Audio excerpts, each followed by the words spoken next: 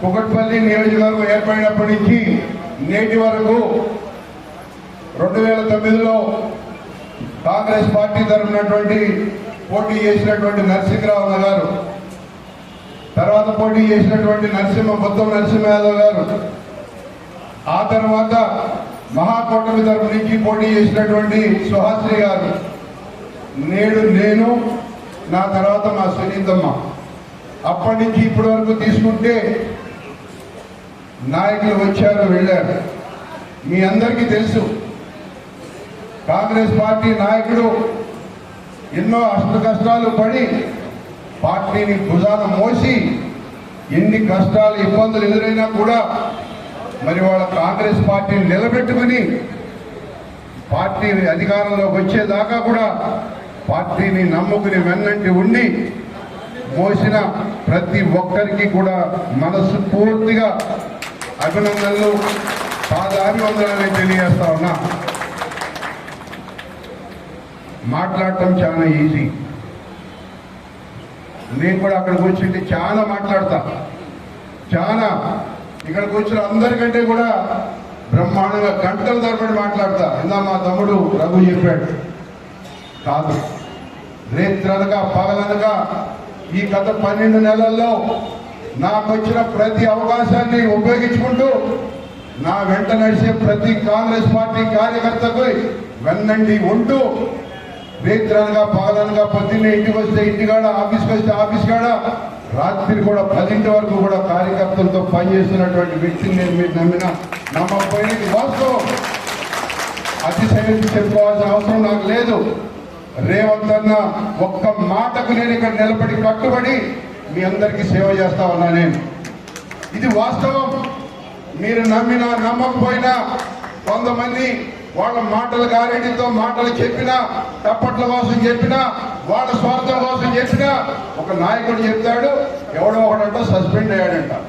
అంటే సస్పెండ్ చేయడం నాకు అలవాట, నా పని. పార్టీ ధర్మం. ఇల్లు తిరిగి డబ్బులు వసూలు చేస్తుంటే సస్పెండ్ చేయక ఏం చేయాలని చెప్పి అడుగుతా ఉన్నా మీ అందరినీ. ఇది వాస్తవం కాదా? పేపర్లో వాళ్ళు రాయలేదా?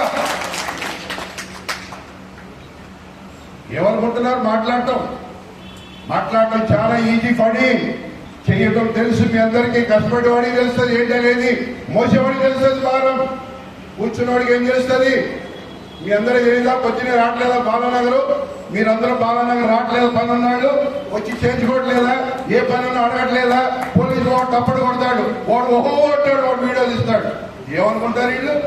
ఏమా మీకు ఎవరికన్నా వస్తే పని చేసి పెట్టలేదా? పోలీస్ పని, మున్సిపల్ పని, రెవెన్యూ పని, ఎవరు ఏ పని కోసం వచ్చినా నా వల్ల అయిన పని నేను చేసి పెడుతున్నా. ప్రతి వాళ్ళకి ఫోన్ చేసి బెదిరిస్తా ఉన్నా. ఇది వాస్తవం కాదని అడుగుతా ఉన్నా. పదవులు ప్రతి వాడు వచ్చేవాడికి ఏమో నాకేదో చిన్న పదవి వచ్చింది బాధ, రానాడికి నాకు రాలేదని బాధ. అంటే నా ఇంట్లోనే పదవులు తెచ్చేవాడికి మీకు ఇది నాదా? పార్టీకి ఒక పద్ధతి ఉంటుంది. మొన్న కూడా ఒక నాయకుడు లేస్తాడు, ఆయనకి అందినే కదా అని అదా కమిటీలు వేయాలంట. కమిటీలు ఏంటి నా చేతిలో ఉంటుందా? పిసిసి గారు ఆర్డర్ ఇవ్వాలి అక్కడి నుంచి. పిసిసి గారు చెప్తే ఇక్కడ జరుగుతుంది. అంతేగాని బండి రమేష్ కాదు ఇది. ఇష్టం వచ్చేవాడికి ఇష్టం వచ్చి పదవి రాసుకోనికి, ఇష్టం వచ్చేవాడికి ఇష్టం వచ్చేవాడు రాత్రాయనికి. ఓవర్ సస్పెండ్ అయినాడు, ఇంత పెద్ద కెమెరా తెస్తాడు ఇక్కడ కూర్చుని. నేను చూడలేదు అనుకుంటాను.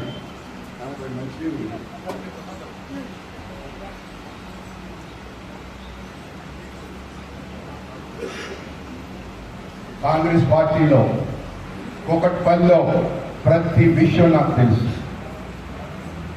ఒక తల్లి కనుక ఒక కోడి తన బిడ్డల్ని రెక్కల కింద ఎలా దాచుకుంటుందో, ఎన్ని కంప్లైంట్స్ వచ్చినా, దాని సాక్షిగా చెప్తున్నా, ఎన్ని కంప్లైంట్స్ వచ్చినా చూద్దాం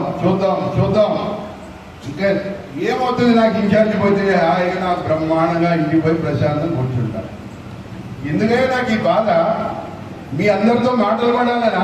ఇటువంటి వాళ్ళతోటి నాకు ఏం తక్కువ అని చెప్పండి.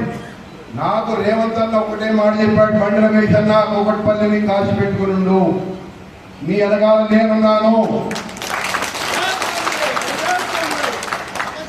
నేను వచ్చినాక ఎన్ని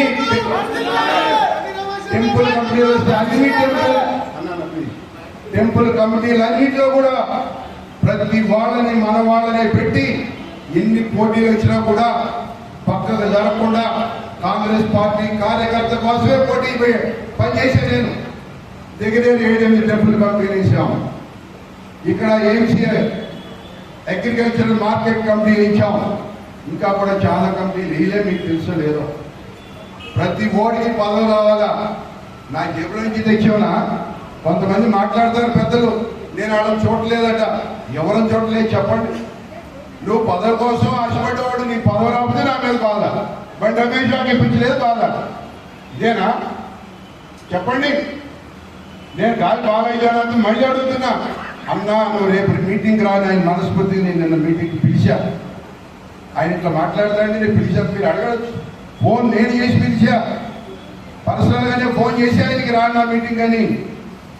నా మనసులో వేరే ఆలోచన పిలుస్తానా చెప్పండి? నీ మనసులో బాధ ఉంది, తప్పులేదు. ఎవరికైనా ఇబ్బంది ఉండొచ్చు, నీకు పార్టీ మీద బాధ ఉండొచ్చు, నా మీద ఉండొచ్చు, ఇంకోటి ఆఫీస్ ఉంది, నా ఇల్లు ఉంది. లేకపోతే అన్నా నేను నీతో మాట్లాడేది ఎక్కడ రమ్మంటావు అడగవచ్చు. వీళ్ళంతా అడగట్లేదా? ఏమా వెంకటేష్ మీకు టెంపుల్ కమిటీలు వేయలేదా? ఏమా స్వరూప ఏంటి మీకు టెంపుల్ కమిటీలు వేయలేదా? ఎవరు చేయలే. నా వల్ల అందిన మేరకు చేసుకుంటా వస్తా ఉన్నా. మీకు తృప్తి లేకపోతే నేనేం చేస్తా?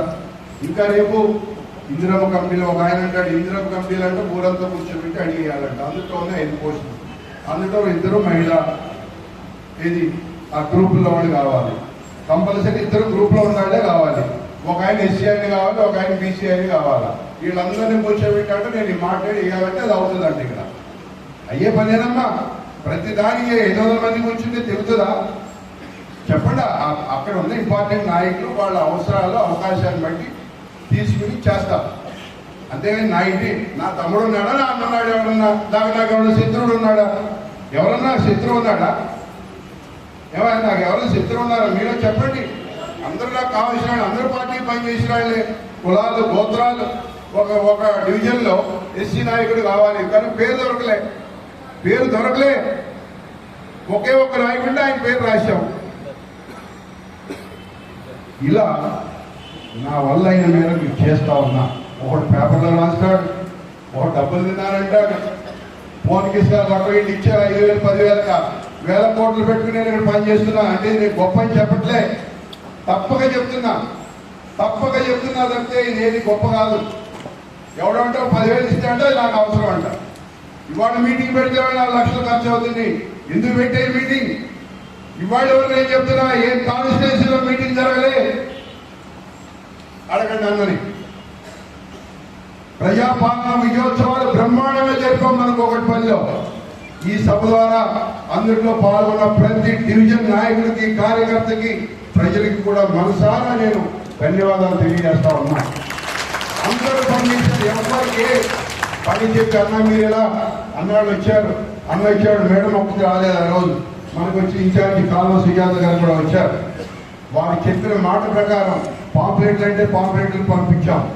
మీకు తెలుసలేదమ్మా, 20,000 పాంప్లెట్లు ప్రింట్ చేసి అన్నని అడగండి. ఏ కాన్స్టిట్యూన్సీలో ఎవడన్నా పాంప్లెట్ ప్రింట్ చేసి ఇచ్చాడా అని మీరు అడగండి. ఇవాళ ఈ మీటింగ్ నేను ఎందుకు పెట్టాను? పెట్టకపోతే మీరు అడుగుతారా? ఏ కాన్స్టిట్యూన్సీలోనో మీటింగ్ అయినా అన్నని అడగండి. అన్న ఇన్ఛార్జ్ 7 అమ్మ మీకు కూడా తెలుసు 7 పార్లమెంట్లో వెళ్ళి ఏ కాన్స్టిట్యూన్సీలోని వాళ్ళ మీటింగ్ అయినా అడగండి. ఎందుకు పెట్టాను? అందరినీ కలుపుకొని ఒకసారి మాట్లాడదాం. కష్ట సుఖాలు ఉంటాయి, చెప్పగలిగే వాళ్ళు ఉంటారు, చెప్పలేని వాళ్ళు ఉంటారు. మనం మీటింగ్ పెట్టుకుంటే వాళ్ళ మనసు విప్పి మాట్లాడుకుంటారు. ఏ సంజయనా నువ్వు వస్తే రోజునా కాదన్నానా? నువ్వు ఫోన్ చేస్తే వద్దన్నానా? నువ్వు ఇంటికి వస్తానంటే వద్దన్నానా? నువ్వు ఎన్ని చెప్తే నేను వెళ్ళలేదు. ఎందుకు బాధ అయ్యాను? నా బాధ అంటే తన అనుమతి సస్పెండ్ అయ్యాడనా? ఏంటి బాధ? నీ బాధ నీ ఒక్కడి బాధ అంటే నువ్వు రావాలి, అడగాలి. నేను కాకపోతే పై వాళ్ళు ఉన్నారు, సీఎం గారి దాకా వచ్చి మీకు అధికారం ఉంది. మీరు సీనియర్ పార్టీలో you have every right to ask. అన్నా రమేష్ నీ తప్పు జరుగుతుంది, నువ్వు ఎందుకు అడగలేను? ఇదా అడిగే పద్ధతి చెప్పండి. ఇదా పార్టీని రోడ్డు చేసుకున్నావా? రోడ్డు వేసేంత పరిస్థితి నేను తెస్తున్నానా?